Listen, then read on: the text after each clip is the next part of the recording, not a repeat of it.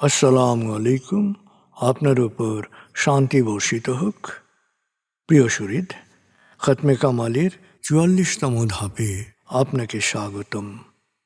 আপনি জানেন, রোগ শোক, বিপদ আপদ, আসমানি জমিনি বালা মুসিবত, সকল ধরনের অস্থিরতা, অশান্তি, অনিশ্চয়তা, নিরাপত্তাহীনতা, দুর্যোগ, দুর্বিপাক, আজাব গজব থেকে মুক্তির জন্যে খতমে কামালি এক সহজ আমল।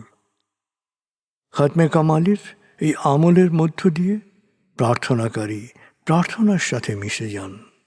আসলে প্রার্থনাকারী যখন প্রার্থনার সাথে মিশে যান, তখন প্রার্থনা কবুল হয়। খতমে কামালি প্রার্থনা কবুলের এই পরম মুহূর্তে আপনাকে নিয়ে যাবে। তাই নিজের, অন্যের, সমাজের, দেশের, মানব জাতির যে কোনো কল্যাণের নিয়তে আপনি এই আমলে অংশ নিন। আপনি সকল বিপদ আপদ, বালা মুসিবত মুক্ত হন। আপনার জন্যে কল্যাণকর সকল দোয়া আল্লাহ কবুল করুন। সব সময় আল্লাহ আমাদেরকে তার রহমতের ছায়ায় রাখুন। এই কামনা করে আমি শহীদ আল বুখারী মহাজাতক খতমে কামালির পুরো প্রক্রিয়ায় আপনার সাথে থাকছি। আসুন এবার আমরা ডুবে যাই সত্যের গভীরে।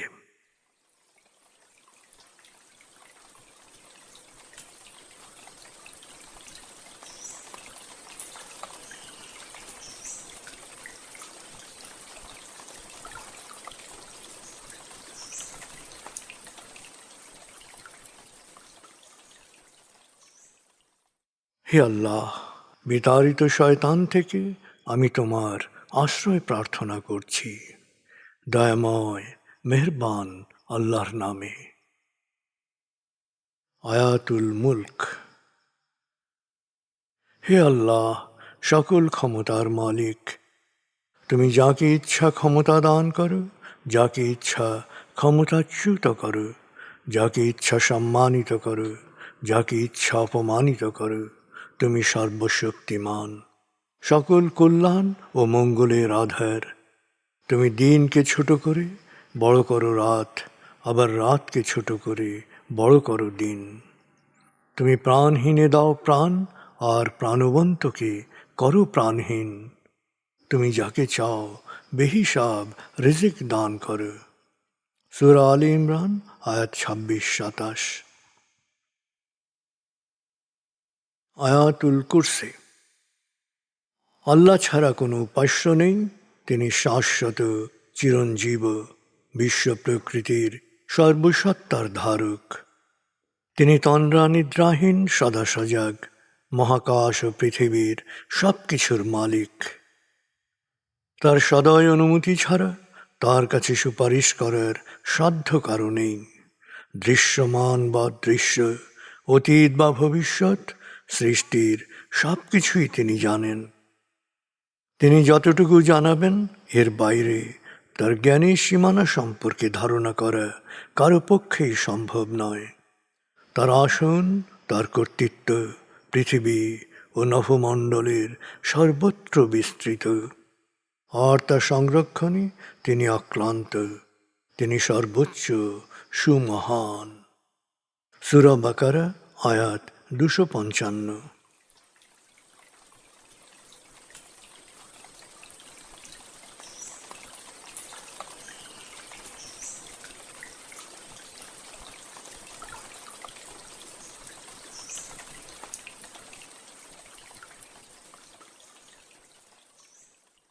আসুন আমরা ধীরে ধীরে ডুবে যাই হৃদয়ের গভীরে নবী প্রেমে। বলগল উলা বিকমালিহি, কশফত দুজা বিজমালিহি, হসনত জমিও খিসালিহি, সল্লু আলিহি ওয়ালিহি। বলগল উলা বিকমালিহি, কশফত দুজা বিজমালিহি, হসনত জমিও খিসালিহি, সল্লু আলিহি ওয়ালিহি। بلغ العلا بكماله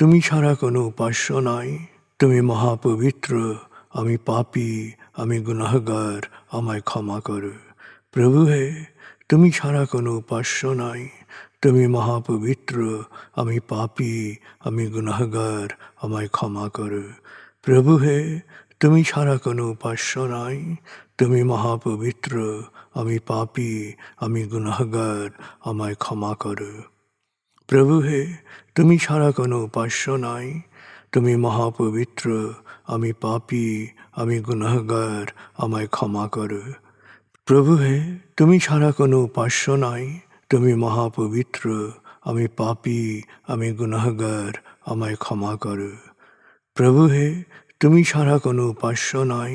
তুমি মহাপবিত্র, আমি পাপী, আমি গুনাহগার, আমায় ক্ষমা করো। প্রভু হে, তুমি ছাড়া কোনো উপাস্য নাই। তুমি মহাপবিত্র, আমি পাপী, আমি গুনাহগার, আমায় ক্ষমা করো। প্রভু হে, তুমি ছাড়া কোনো উপাস্য নাই। তুমি মহাপবিত্র, আমি পাপী, আমি গুনাহগার, আমায় ক্ষমা করো। প্রভু হে, তুমি ছাড়া কোনো উপাস্য নাই। তুমি মহাপবিত্র, আমি পাপী, আমি গুনাহগার, আমায় ক্ষমা করো। প্রভু হে, তুমি ছাড়া কোনো উপাস্য নাই। তুমি মহাপবিত্র, আমি পাপী, আমি গুনাহগার, আমায় ক্ষমা করো। প্রভু হে, তুমি ছাড়া কোনো উপাস্য নাই। তুমি মহাপবিত্র, আমি পাপী, আমি গুনাহগার, আমায় ক্ষমা করো। প্রভু হে, তুমি ছাড়া কোনো উপাস্য নাই। তুমি মহাপবিত্র, আমি পাপী, আমি গুনাহগার, আমায় ক্ষমা করো। প্রভু হে, তুমি ছাড়া কোনো উপাস্য নাই। তুমি মহাপবিত্র, আমি পাপী, আমি গুনাহগার, আমায় ক্ষমা করো। প্রভু হে, তুমি ছাড়া কোনো উপাস্য নাই। তুমি মহাপবিত্র, আমি পাপী, আমি গুনাহগার, আমায় ক্ষমা করো। প্রভু হে, তুমি ছাড়া কোনো উপাস্য নাই। তুমি মহাপবিত্র, আমি পাপী, আমি গুনাহগার, আমায় ক্ষমা করো। প্রভু হে, তুমি ছাড়া কোনো উপাস্য নাই। তুমি মহাপবিত্র, আমি পাপী, আমি গুনাহগার, আমায় ক্ষমা করো। প্রভু হে, তুমি ছাড়া কোনো উপাস্য নাই। তুমি মহাপবিত্র, আমি পাপী, আমি গুনাহগার, আমায় ক্ষমা করো।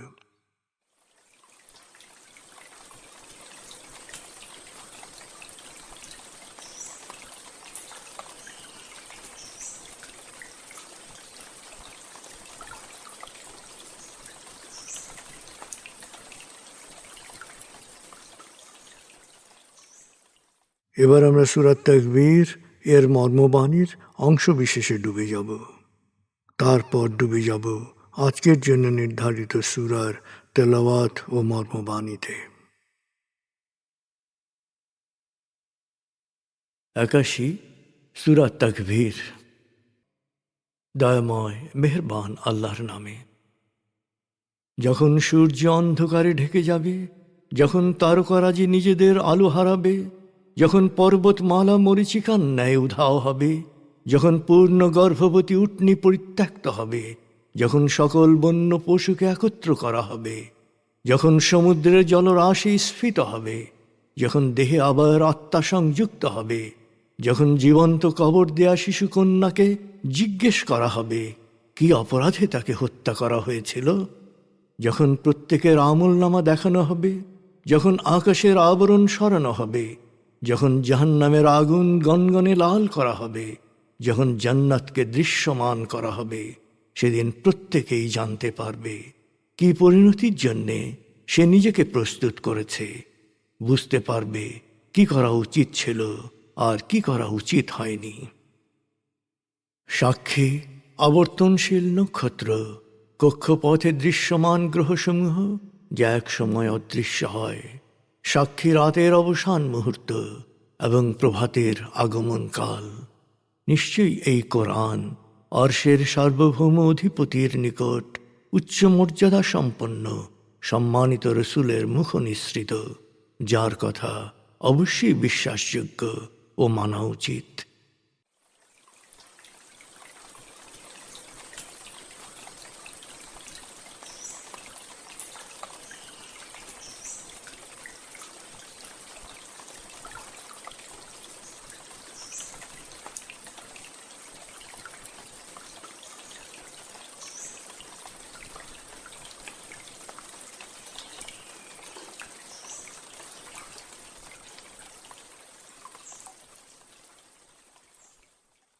এবার আমরা সূরা নামল 20 থেকে 44 আয়াতের তেলাওয়াত ও মর্মবাণীর গভীরে ডুবে যাব।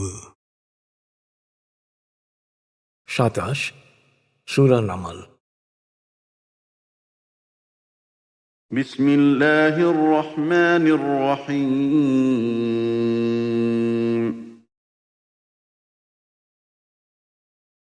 وتفقد الطير فقال ما لي لا أرى الهدهد أم كان من الغائبين لأعذبنه عذابا شديدا أو لأذبحنه أو ليأتيني بسلطان مبين فمكث غير بعيد فقال أحطت بما لم تحط به وجئتك من سبأ بنبأ يقين إني وجدت امرأة تملكهم وأوتيت من كل شيء ولها عرش عظيم وجدتها وقومها يسجدون للشمس من دون الله وزين لهم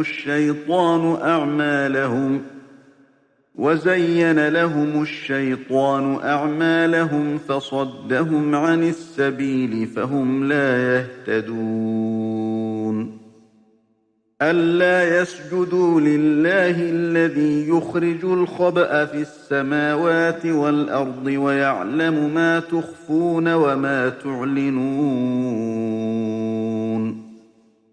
الله لا إله إلا هو رب العرش العظيم قال سننظر أصدقت أم كنت من الكاذبين اذهب بكتابي هذا فألقه إليهم ثم تول عنهم فانظر ماذا يرجعون قالت يا أيها الملأ إني ألقي إلي كتاب كريم إنه من سليمان وإنه بسم الله الرحمن الرحيم ألا تعلوا علي وأتوني مسلمين قالت يا أيها الملأ أفتوني في أمري ما كنت قاطعة أمرا حتى تشهدون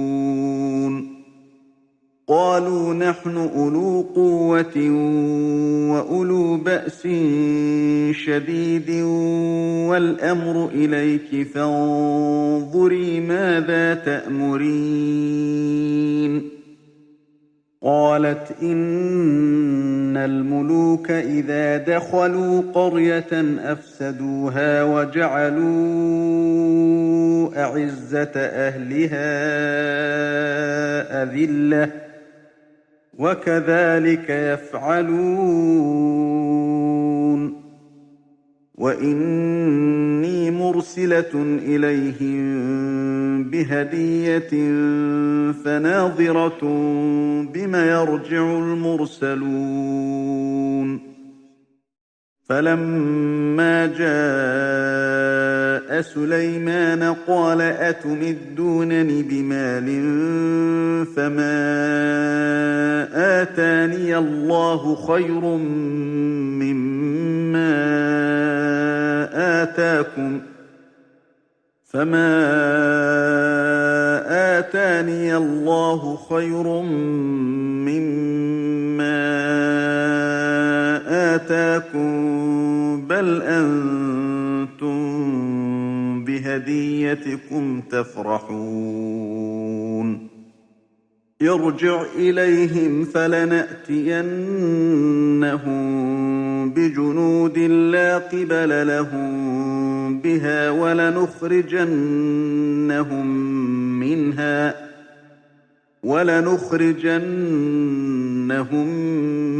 منها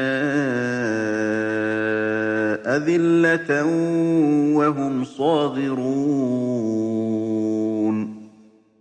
قال يا أيها الملأ أيكم يأتيني بعرشها قبل أن يأتوني مسلمين قال عفريت من الجن أنا آتيك به قبل أن تقوم من مقامك وإني عليه لقوي أمين قال الذي عنده علم من الكتاب أنا آتيك به قبل أن يرتد إليك طرفك فلما رآه مستقرا عنده قال هذا من فضل ربي ليبلوني أأشكر أم أكفر ومن شكر فإنما يشكر لنفسه ومن كفر فإن ربي غني كريم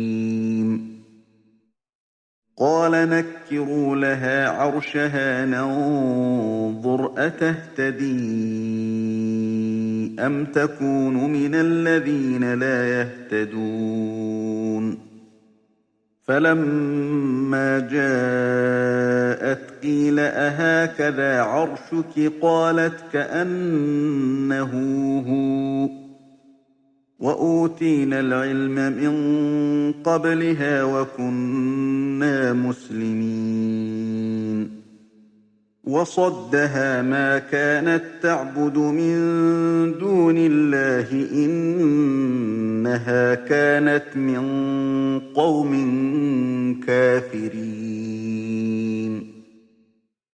قيل لها ادخل الصرح فلما رأته حسبته لجة وكشفت عن ساقيها قال إنه صرح ممرد من قوارير قالت رب إني ظلمت نفسي وأسلمت مع سليمان لله رب العالمين দয়াময় মেহেরবান আল্লাহর নামে।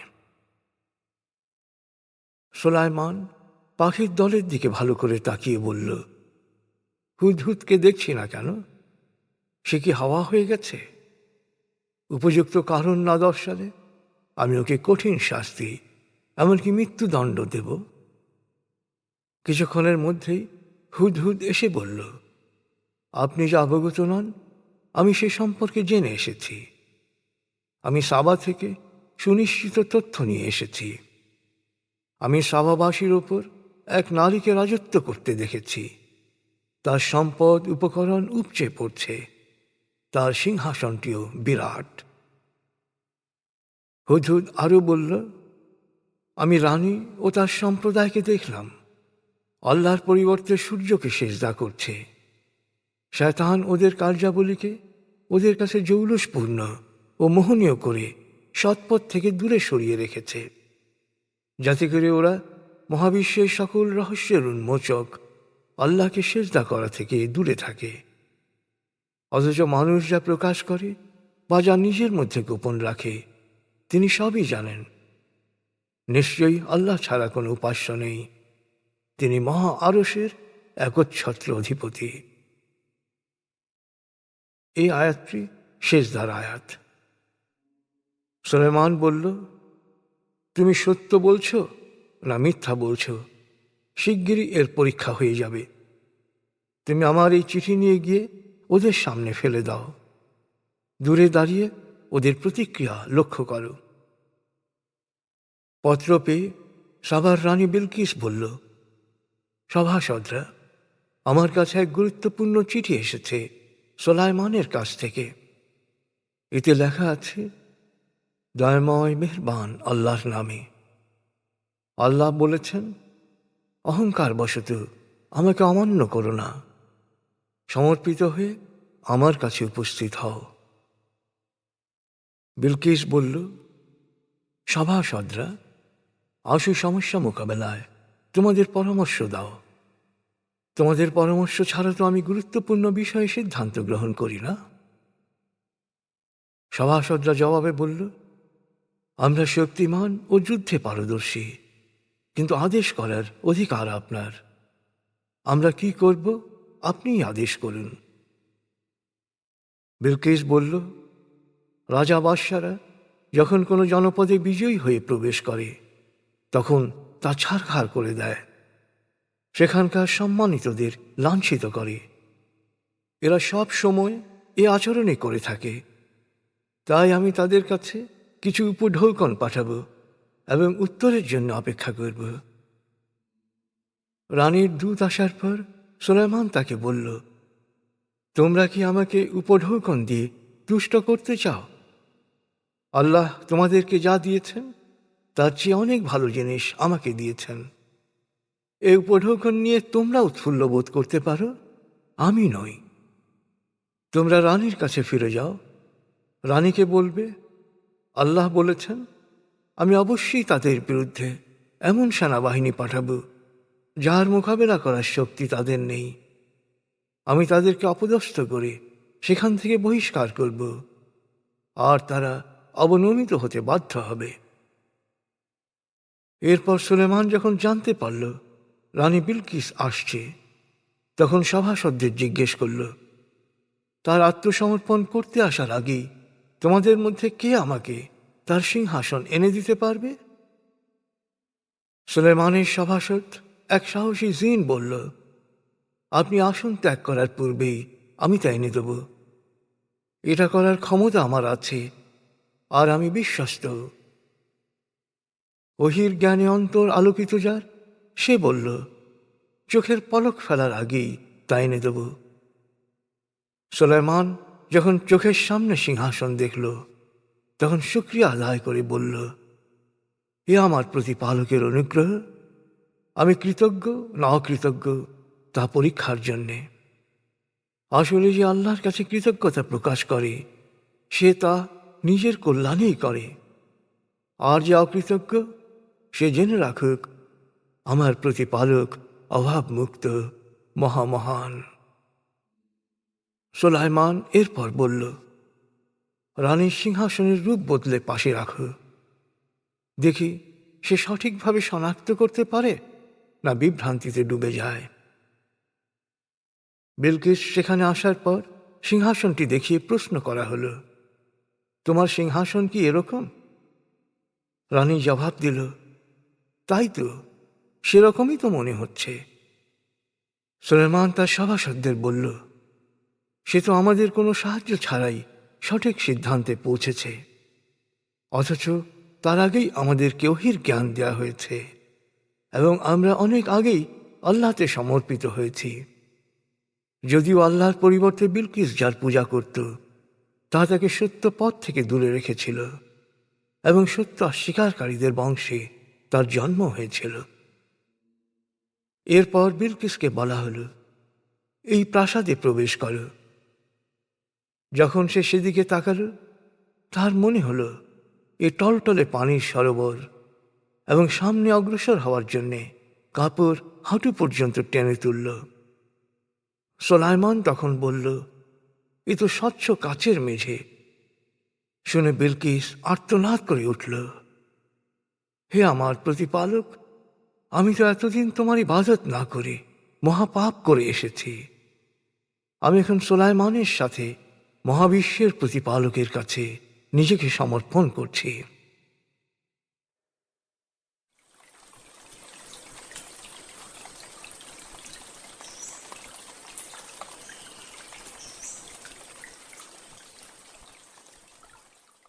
আপনি এতক্ষণ মর্মবাণীর গভীরে ডুবেছিলেন।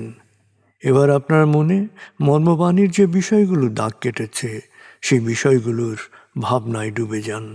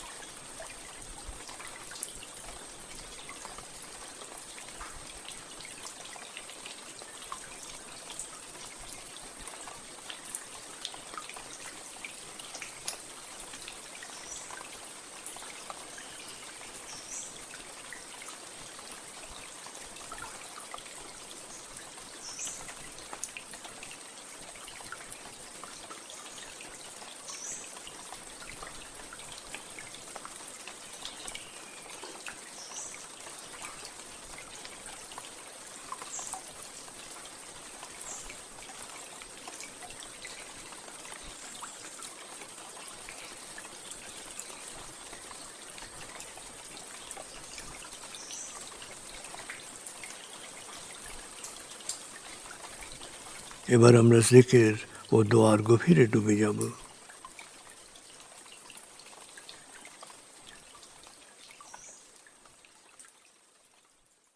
এবার হালকাভাবে চোখ বন্ধ করুন, লম্বা দম নিন, নাক দিয়ে দম নিন, আস্তে আস্তে মুখ দিয়ে দম ছাড়ুন। দম নেবেন পেটে, ছাড়বেন মুখ দিয়ে। দম নেওয়ার চেয়ে দম ছাড়তে সামান্য বেশি সময় নিন। দম নিতে নিতে ভাবুন প্রকৃতি থেকে আফুরন্ত প্রাণশক্তি শরীরে প্রবেশ করছে, আর দম ছাড়তে ছাড়তে ভাবুন শরীরের সকল দূষিত পদার্থ বাতাসের সাথে বেরিয়ে যাচ্ছে। নাক দিয়ে দম নিতে নিতে ভাবুন প্রকৃতি থেকে আফুরন্ত প্রাণশক্তি শরীরে প্রবেশ করছে, আর মুখ দিয়ে দম ছাড়তে ছাড়তে ভাবুন শরীরের সকল দূষিত পদার্থ বাতাসের সাথে বেরিয়ে যাচ্ছে। দম নিতে নিতে ভাবুন প্রকৃতি থেকে আফুরন্ত প্রাণশক্তি শরীরে প্রবেশ করছে। দম ছাড়তে ছাড়তে ভাবুন শরীরের সকল দূষিত পদার্থ বাতাসের সাথে বেরিয়ে যাচ্ছে। দম নিতে নিতে ভাবুন প্রকৃতি থেকে আফুরন্ত প্রাণশক্তি শরীরে প্রবেশ করছে, আর দম ছাড়তে ছাড়তে ভাবুন শরীরের সকল দূষিত পদার্থ বাতাসের সাথে বেরিয়ে যাচ্ছে। দম নিতে নিতে ভাবুন প্রকৃতি থেকে আফুরন্ত প্রাণশক্তি শরীরে প্রবেশ করছে, আর দম ছাড়তে ছাড়তে ভাবুন শরীরের সকল দূষিত পদার্থ বাতাসের সাথে বেরিয়ে যাচ্ছে। এবার দম স্বাভাবিক হতে দিন। স্বাভাবিকভাবে নাক দিয়ে দম নিয়ে নাক দিয়ে দম ছাড়ুন। আপনার অঙ্গ শিথিল ও নিষ্প্রাণ হয়ে আসছে। এবার নাক দিয়ে ধীরে ধীরে দম নিয়ে, বেশ সময় নিয়ে ধীরে ধীরে নাক দিয়ে দম ছাড়ুন। দম নেওয়ার চেয়ে ছাড়ায় সময় একটু বেশি নিন। ধীরে ধীরে দম নিন, ধীরে ধীরে দম ছাড়ুন। ধীরে ধীরে দম নিন, ধীরে ধীরে দম ছাড়ুন। ধীরে ধীরে দম নিন, ধীরে ধীরে দম ছাড়ুন। ধীরে ধীরে দম নিন, ধীরে ধীরে দম ছাড়ুন। ধীরে ধীরে দম নিন, ধীরে ধীরে দম ছাড়ুন। এবার দম স্বাভাবিক হতে দিন। আপনি এখন দম খেয়াল করুন। বাতাস নাক দিয়ে ফুসফুসে প্রবেশ করছে, আবার বেরিয়ে আসছে। আপনার পুরো মনোযোগ নাকে দমের প্রবেশ পথে দিন। বাতাস স্বাভাবিক যাওয়া আসা করুক, আপনি শুধু দম খেয়াল করুন।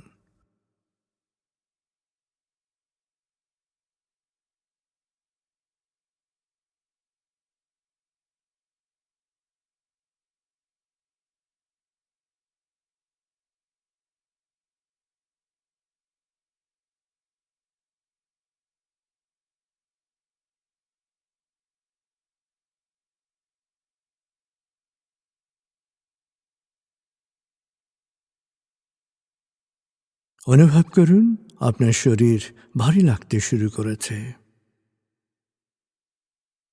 আরাম, আরাম, আরাম। অনুভব করুন শীতলতা স্রোতের মতো, বরফ গলা পানির মতো আপনার মাথা থেকে শরীর বেয়ে নিচের দিকে নেমে যাচ্ছে।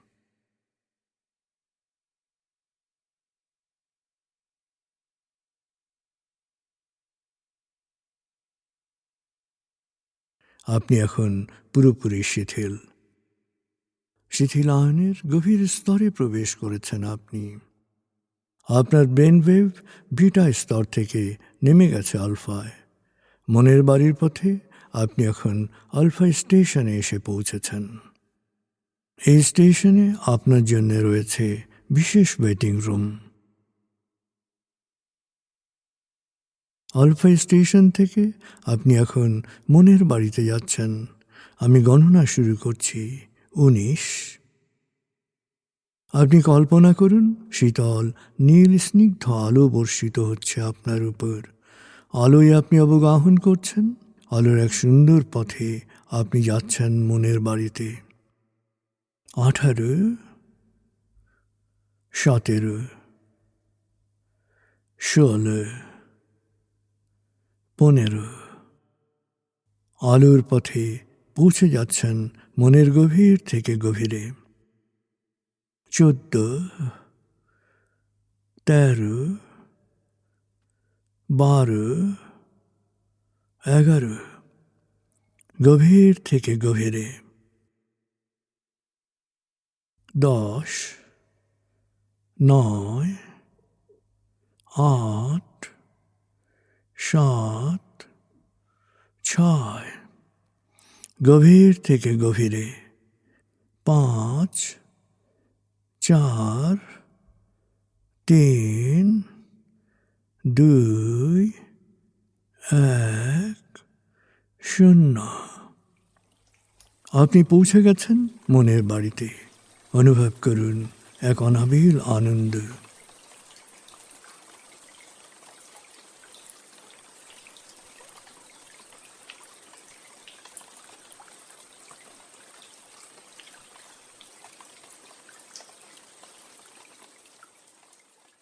এবার মনে মনে পরম প্রভুকে স্মরণ করুন এবং করুণাময়ের ক্ষমা পাওয়ার আন্তরিক আকুতির অনুরণন সৃষ্টি করুন।